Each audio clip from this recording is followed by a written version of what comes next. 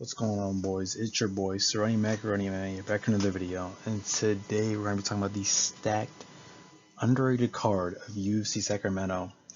Fluffy Hernandez versus Robocop. Man, this card is going to be so good, bro. I'm telling you, some of the fights on here, the main card is nice. In my opinion, this card is better than UFC 330.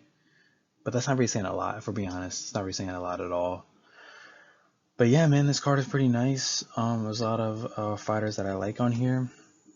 Lots of good matchups that have been made on here. A good main event, good co-main event, a good featured fight. But yeah, we can get straight into this. Let's break down every fight, talk about who wins, how they win. Do it. First fight coming up here. We have Chanel Dyer versus Elise Reed. This fight is not extremely one-sided. Chanel Dyer to me is the better fighter, and I have her winning this fight. Elise Reed is not bad. I would say she's gonna last, like somewhat a little bit around one. But I just think Chanel Dyer is gonna really get the win here by TKO, around one TKO here. She's gonna outstrike her and then end up catching her, knocking her down, throwing a couple of strikes, and the fight's gonna be done. Elise Reed's solid. I feel like she could be a little bit durable early on, take a couple shots, and after that, Chanel Dyer's gonna like lay the rest on her, bro. It's over. So give me Chanel Dyer by round one TKO. She's a pretty exciting woman, strawweight. I do see her, making a name for herself, a bigger name for herself than she already has in the UFC. But yeah, man, I'm thinking Chanel Dyer. With the next matchup on the early prelims, we have Wes Schultz versus Jackson McVeigh. This fight is nice. This fight's nice. I like this fight a lot. Simply because these two look like the same person. I swear I've gotten these two confused so many times before in the past. But yeah, fun fact actually, Wes Schultz actually did beat Jackson McVeigh in amateur UFC when they were both amateurs, bro. It's weird because they're fighting each other. Yeah, and Wes Schultz did win this, but I'm gonna take Wes Schultz not just because he beat Jackson McVeigh already, and then interesting, just because I think he's the better grappler. I think he's fought better competition. He's fought Damian Pinas, first of all. That's better than anybody Jackson McVeigh's fought. And then he fought Ben Johnson, who's a solid grappler. He's an older guy. Solid grappler. He submitted him, got the win there. Jackson McVeigh, though, I mean, he's not bad, but I just think he's like slightly worse than Wes Schultz. He's like a slightly worse version of Wes Schultz. And I do have Wes Schultz getting this win by submission. Let's go with like a round one submission. It's really gonna be like a grappling matchup. A lot of grappling stages in this fight. But yeah, man, I'm gonna take Wes Schultz here, bro. I just think he's the better grappler, the better fighter overall. Jackson McVeigh's not the worst fighter, worst middleweight ever in the roster, but he's just not that good. And I don't think he's gonna, I don't think he has anything better. Maybe the striking is better, but like, this fight's gonna go to the ground pretty quickly, and you'll see that soon. You'll see that when the fight happens. But anyways, let's move on to our next early prelim bout, being Gage Young versus Stan Dorsonville. Gage Young was supposed to fight Cody Steele originally, but I think Cody Steele tried because of injury or something like that. I mean, Gage Young to me, regardless of who you fight, like whether it's Dorsonville or Cody Steele, I still think he's the better fighter. And I do have Gage Young winning this fight. Now with Stan Dorsonville, yes, he's an up-and-coming guy. Like this is literally his UFC debut. He's 5-0 in the regional scene. I'm pretty sure he's pretty good. Good grappler, not a bad striker. I think with his grappling, he's really good at getting takedowns. And when he gets top control on you, when he gets your bag, when he's on top of you, basically, he's really dangerous. He's looking to finish you. So he's got some finishing ability to him. But Gage Young to me is the more poised fighter. Better striker. He's somewhat aggressive in his fights. I do think he may take a little bit the hits that he doesn't need to take in his fights, but I would say he's still pretty good, and I do have him winning this fight. But we're gonna go by a decision, and I've seen some people have been taking Stan Dorsonville in this fight, and that's not like the craziest thing ever. But like I just don't think a guy's making his debut is gonna really be a guy like Gage Young, who's a better prospect. I think he's the better striker. When it comes to grappling, I lean more to Dorsainville, but for sure this is going to be a nice fight. I don't see no one getting finished in this fight. That's why I'm taking Gage Young by decision here. But yeah, I will take Gage Young for sure. I just think he's a better fighter. Standor Sanford needs a little bit more experience on like a UFC level, and then I can see him winning a fight. But still a very intriguing prospect. Hopefully we see him again in the UFC. But we can move on to the next fight. That being Marcio Barbosa versus Ryan Coos. Now off the bat, Ryan Coos in there making his UFC debut. This guy's not really good to me. I don't really think he excels at anything in particular. Striking, meh. Grappling, meh. I just don't think he's that good. I mean, he got signed to the UFC. Is that something? I mean, he has some potential in him, I guess. But Marcelo Rosa is pretty good. And I think Ryan Coos has too many holes in him. Holes in his game, holes in his fighting style. And with a guy like Marcelo Rosa, you can't really have holes in your game. You can't really, blow your cover in a fight against a guy like this, just because Marcelo Rosa is very dangerous. I'm pretty sure so far in his career he's had like a bunch of knockouts. He's been knocking out pretty much almost every one of his opponents he's fought in the UFC so far, which is that's pretty impressive. Not many people just have all their wins by knockout in the UFC, or the majority of their wins by knockout in the UFC. Like 90%. Like not many people have that. But Marcelo Barbosa is one of those guys. Very dangerous featherweight, good striker, explosive. Uses kicks here and there. Pretty dangerous guy. I don't think Rank is gonna last with him. I think maybe he could last around 2, but that's like very unlikely. But I just gotta go with Marcio Barbosa here, like a round 1 TKO. I mean, I just don't see Ryan Coos having any advantage in this fight. I think Marcio Barbosa he's a better fighter. He looks better in his fights, smarter, stronger, quicker. Ryan Coos to me, it's just it's 100 or like 0 in this fight for Ryan Coos. I don't see him winning this. We can move on. I mean, I'm gonna take Marcio Barbosa by like late round 1 TKO. We can move on to the next fight. That being my boy, one of the best matchups so far on this card, Chris Taco Padilla versus Nazareth Haqparast. This to me is one of the best match-made fights on the card. This is a really good fight. First off, I'll break these two guys down. With Chris Padilla, he's a more Muay Thai based fighter. He's really good at that. First of all, in his couple of fights he's had, obviously the Medeiros fight is kind of controversial. I mean, very controversial. I'm not giving my opinion on that. Actually, I will. I thought he won the fight. But we can go in the past and talk about some of his other fights where he's had to fight stuff like Rong Zhu, where he just destroyed him, left a huge bump over his eye. Which, dude's a monster, right? And then a couple of his other fights where, like, who else? I'm trying to think. Oh, when he fought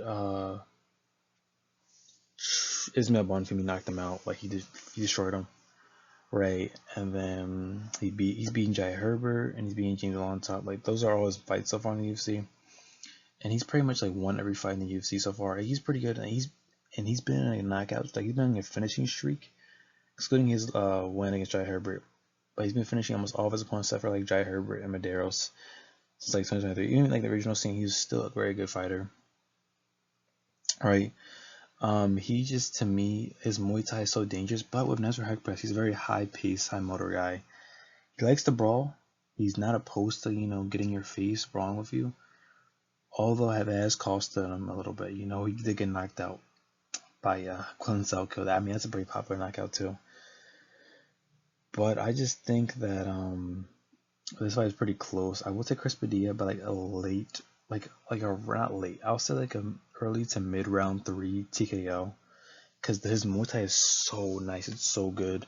The kicks, the knees. If they even clinch, like Nazareth Haqparast is not bad in the clinch, but I just think of a Muay Thai fighter like Chris Padilla, and how dangerous he is, how aggressive he is, I just don't think Nasser Haqparast is gonna, want to be in a clinch with him or be in like he might want to keep his distance and make sure he keeps his chin tucked because Nasser Haqparast definitely can get finished. We've seen it before. He got kicked and he got knocked out, bro, by South Goat. So we've seen it before. It's not like the end of the world, but this fight's very close. I'm gonna still take Chris Padilla by like a late round 3 or no, a mid to early to mid round 3 TKO or by decision. Very close fight. I'm gonna take Chris Padilla. We can move on to the next fight being my boy Shamil Gaziev versus Kennedy Nzechukwu. Now, Shamil Gaziev, his past 2 fights, he's been knocked out badly, bro. Badly. And I just think that, we love Shamil Gaziev. He's one of my favorite fighters, bro. He's a nice guy, he's a cool guy. He's not bad, but like he's a blobby heavyweight. He's a blobby heavyweight. I just think that, it's gonna be kind of hard for him to really verse guys like Kenny Nzechukwu. One, because Kenny Nzechukwu has like a 80 something in reach, which is nasty. So Shimagazi is gonna try to want to get in his face, maybe even take him down. I mean, but Gaziev really in his fights, he's like one takedown in him. I mean, he's gonna try his best, but I just don't think he's really gonna have the best time fighting a guy like Nzechukwu because Nzechukwu has a pretty good boxing. He has a lot of power to him. Good amount of power. We've seen him get knockouts before. He's been knocked out as well, but it's what it is. It happens to everybody. But he's knocked out a couple guys. I remember like he fought Ian Kutalaba. He knocked him out. Nasty. Like he's pretty good at what he does. But at the same time, he's a blockhead heavyweight. Like Gaziev is a blobby heavyweight. As in Nzechukwu is a blockhead heavyweight. He's stupid. He makes stupid decisions in his fights. It doesn't make sense at all. But Gaziev, to me, the odds are against him in this fight, but I still would take Shamil Gaziev to win this fight by like decision. If he can just take him down, like I feel like he has one takedown in him every round. He will gas out, but if he takes him down, he just holds him, he can get the win, like from control time. But he has to be actively striking, like throwing punches on the ground, looking for submission too. But I do think Gaziev is going to have a hard time approaching this fight just because of Nzechukwu's long limbs, his reach, the kicks, all that. But yeah, I'm gonna take Shamil Gaziev. Maybe underdog pick here, but I'm gonna take Gaziev by a decision win. To move on to the next fight, that being Jamal Emmers versus my boy Le'Veon Douglas. Man, Douglas is a beast. He's nice. I've been seeing a lot of edits of him. Literally he's fought Junior Rosa and like the Cam Teague, on Contender Series, 2 nasty knockout finishes. And yes, he's a lot of untapped potential. He's kind of, a lot of people say he's been getting overrated a lot, but it's fine. I mean, he's still really good. He's a very patient fighter. He waits for the right moment to strike. In a way, he's kind of like Damian Pinos, because Damian Pinos waits for the right moment to throw that one strike that knocks someone off their feet, or stuns them a little bit and ends up going in there, throwing a bunch of strikes, knocking them down, maybe even knocking them out off while they're on the feet. I think in this fight, Lando is really gonna knock out Jamal Emmers. Jamal Emmers is not bad; he's solid, but that chin's gonna be gone, and he has holes. Like he leaves himself open a little bit too in this fight. Some of the fights I've seen. I will take Le'Veon Douglas, but this fight to me, Le'Veon Douglas is a very patient fighter. It's going to kind of play out slow. He's going to kind of wait, and then we're really going to see him capitalize on. Just like I said, how he's patient. Going to wait and capitalize on maybe Jamal's mistake. Maybe like he left himself open on accident and knock him out. It's going to be a knockout win. Give me like a round. I'll see that. I'll be leaning with this fight. With Jamal Murray's skill set, how good he is. I'll just say a round 2 finish by Le'Veon Douglas, and knockout, TKO, whatever. I'm taking Le'Veon Douglas regardless. Now for the next fight, we're gonna have the up and coming, one of the most scariest looking heavyweights I've seen in a minute, Anthony Went versus Terrence Chapman. Before I get into this fight, I don't know what the UFC does. The UFC has Contender Series guys fight in the Contender Series, right? They win their fight, get the contract, boom, but then they fight, but then they're not even fighting guys who have UFC experience or UFC level of competition. They're fighting guys that just got signed as well. Like Terrence Chapman he literally just got signed to the UFC just to fight Anthony Went. It's like, Dana, you gotta have these guys fight against UFC level guys. Like Terrence Chapman, no offense to, but like he's not used to, like, this is his first fight in the UFC, bro. He's been in the regional scene. I think he even fought in LFA. Let's be honest here. This is probably the easiest pick on this card, bro. Literally, the easiest pick on this card is this fight. Anthony Went's gonna knock out Terrence Chapman. I'm gonna say I'll give Terrence Chapman max 30 seconds. And Anthony Went's gonna knock him out. I just don't think Anthony Went is gonna, he's not gonna lose this fight. I mean, I remember even before, like, he literally said to Dana, like, yo, I'm not leaving Las Vegas until I get a fight. And he's not expecting a second round card, and I think he's gonna knock out Terrence Chapman in like 30 seconds. It's gonna be a highlight reel knockout.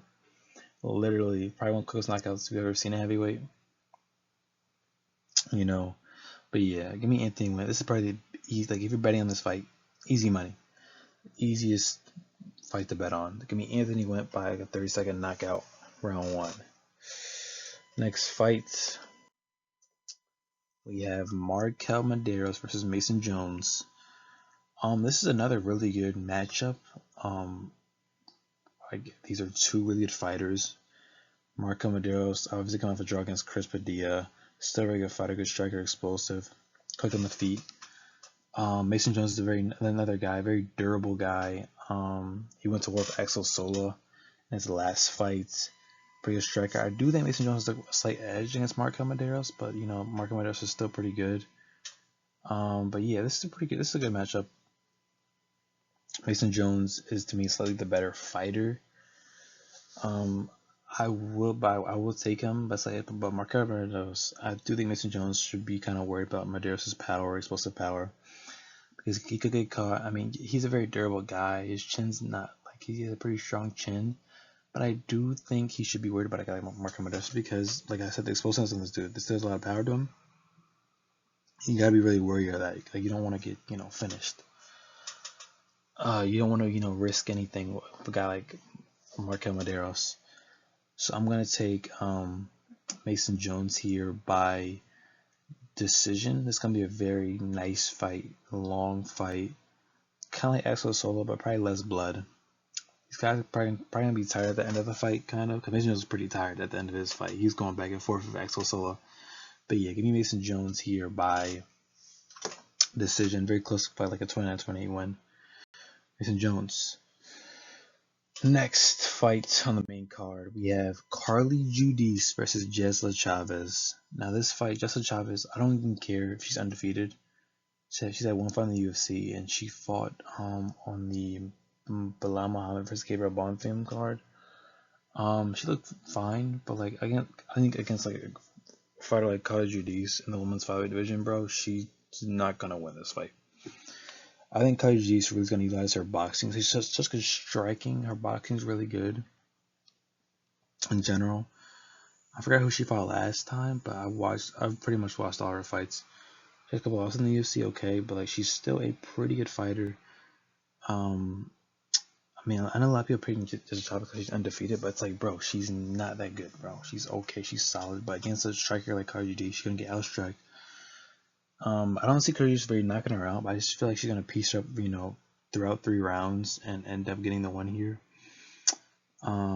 by decision. But she's really gonna destroy Jesla Chavez. It's gonna be like 100 strikes landed to like 30 or 20 or 30 strikes, bro. Like, she's gonna destroy her to me. I think she's a better striker than Jesla Chavez. It all really matters. I think she's gonna stuff her takedown, so if she tries for a takedown. But yeah, give me Carly Judice by like a 30-27 decision, bro. Let's move on to the next fight in the main card. That being your featured fight with Reiner de Ritter versus Roman Dolidze. Another interesting matchup. They're both of these guys' first fight in light heavyweight. And I think that I'm gonna take Ryder Ritter. I mean, this is not very no-brainer. I'm just like, thinking like, well, why is this fight on here? I don't hate the matchup, but it's like it's kind of confusing because like, why, two guys who are losing in middleweight fight each other now like heavyweight as their first fight in the division. I do think Ryder is gonna win this fight for sure. I'm really just not old. He's 38, bro. He's not really good. He's had a couple solid wins in his career, but it's like, brother, you're far from that, bro. You're you're done. You're done, man. He's on a losing streak as well. I mean, both of us are, but like, Ryder is the better fighter, better striker, the better grappler. I just think he's better. He has better kicks. Like, he's just a better fighter overall. Really, to me, does not impress me. He doesn't really like show anything. Like, I don't really see anything from him to maybe that can make me think like, oh, he can stop Ryder Ritter in this fight. I don't see it. I'm taking Ryder Ritter here by like a 30, 26, 27. Like, he's really gonna dominate Roman Dolidze in this fight for real, genuinely. It's gonna be domination. I feel like this is another easy lock. If you're betting on Roman Dolidze on this fight, bro, you're kind of stupid. Just don't bet again ever. But give me Ryder Ritter by like a 30-27 decision one. I'm gonna piece up Roman Dolidze, destroy him basically. So give me RDR for the win. Next up, your co-main event of the card, we have Sergey Spivak, the polar bear, versus Vito Pacino. So yes, earlier on this card, I did pick an underdog before. I'm gonna pick another underdog again. But before I even get to how my pick is, we're gonna kind of look at this. Vito Pacino, obviously, up and coming guy, entering his prime in the UFC soon. He's not in his prime yet. He's pretty good. I mean, but he does. I mean, like, I just don't think his resume is that good. I don't think he's gonna beat out Sergey Spivak. Sergey Spivak is not that good, but like, let's be honest here. I don't think he's really gonna beat Spivak. I mean, Vito Pacino is kind of against Stephen Asplin. I was kind of close because he got knocked down by Stephen Asplin. But like, wins against like Thomas Peterson, Austin Lane, like, those don't really impress me. I mean, he has some early wins, like he beat Modestas Bukauskas and he beat Tyson Pedro, who are solid wins for the division for like heavyweight, because he fought in heavyweight. I mean, but like, I just don't think like this is like it's not really like impressive wins. No, Sergey Spivak has some pretty nice wins, some better wins. Ante Delija, Marcin Tybura. Let's see. I mean, he's beating Tai Tuivasa. He destroyed. He destroyed Derek Lewis, but like, who cares? I mean, yes, he did get KO'd by Jailton Almeida, which is very questionable. But look at it like this. I feel like Spivak is the more well-rounded guy. Vito Pacino is not bad on the ground, but I think with the grappling, the wrestling, Sergey Spivak has, the striking, he has a nice solid jab. I think he's gonna really, beat Vito Pacino. Very, very close though. I think he's gonna win by split decision. I think you give Spivak like round 1, Pacino round 2, and then give Spivak round 3. I think the grappling is really a bigger advantage for Pacino. I think obviously Pacino is a more quicker guy, he's bigger, stronger, he's built better for heavyweight. But I just think Spivak's gonna edge out a win over this guy because I mean he's a slightly better fighter. Pacino doesn't really impress me that much, and I do think Spivak's gonna keep his ranking for sure and beat Pacino by decision here. Very close fight though, for sure. A lot of people have Pacino winning this fight, but I'm gonna take Spivak though for sure by decision. I think he's gonna edge him out over here and get the win with his grappling. His wrestling is pretty good. But yeah, let's move on to our with this main event. Fluffy Hernandez versus Robocop. I think it's gonna be a really tough main event. Like, I've been thinking that's main event for days, really, for a minute. I mean, it's a very tough matchup. Of Robocop, he's the knockout power. He's, if he catches you, it's over. He's gonna knock you out. Yes, he's been knocked out, like in the Jared Cannonier fight. He got knocked out. There's another fight before that he got finished too, pretty badly. We got knocked out cold, basically. Forget who he fought, but I'm thinking of Fluffy Hernandez here. I mean, hold up. I jumped ahead a little bit too much. Hold up. I mean, Robocop is a very skilled guy when it comes to the striking. I mean, he throws a lot of wild punches, but they land, they hit. But Fluffy Hernandez is still a well-rounded guy. Yes, he fought Sean Strickland. A lot of people, I mean, that loss has aged pretty well because now Strickland's the champion. Strickland's the better grappler in that fight. He has the jab. He's the better boxer. Fluffy Hernandez had a very hard time doing what he usually does in his fights against Strickland in there. I do think on the grappling, Robocop's grappling is very questionable because we really haven't seen it barely at all in the UFC. His chin's kind of suspect as well because he's been knocked out. I remember the first time he got knocked out was the Contender Series against Jordan Williams. Remember that? And I was like, whoa. Oh my god. Because now you look at it, it's like, wait a minute. His chin's kind of questionable. So I think if Fluffy can catch him on the chin, he gets this win here. I just think, like, he's a better grappler. I don't care if you haven't seen Robocop's grappling much. I don't care if he's untapped potential on his grappling ability. Fluffy's a better grappler. I do think he's a good striker. He's pretty aggressive. If he gets Robocop to the ground, takes him down, he will look for active submission or just land a bunch of punches and win by ground control, actively trying to finish his opponent on the ground. I would say Robocop is still solid takedown defense, but like with a guy like Fluffy, he's gonna keep on doing it. He's not gonna give up on it. He may do it just because he might get caught by a punch of Robocop, but ultimately I do think he's going to last.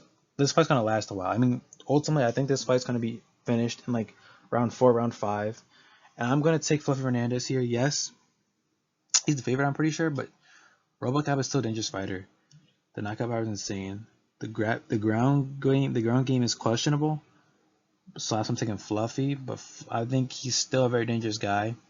It's a very good matchup in middleweight. Like it's literally like the Salka versus Gamrot fight because I was so stuck on who I was gonna pick. I mean, obviously Gamrot lost pretty easily, but still a very tough matchup. I'm gonna take Fluffy Hernandez here by like a late round 4, early round 5. TKO. He's gonna catch Robocop off guard, knock him down, and finish him with a bunch of strikes to the head. Yeah, give me Fluffy Hernandez here. Very good card, underrated card, lots of good matchups, great main event, good co-main event, or solid co-main event. But yeah, man, it's gonna be the end of it. If you enjoyed the content, like and subscribe. And yeah, hopefully this card is gonna be pretty good. I'm expecting to be pretty good. Very nice fight night card. So that means it's gonna be a crowd there too. So yeah, that's gonna be it, boys. I'll see y'all. Peace.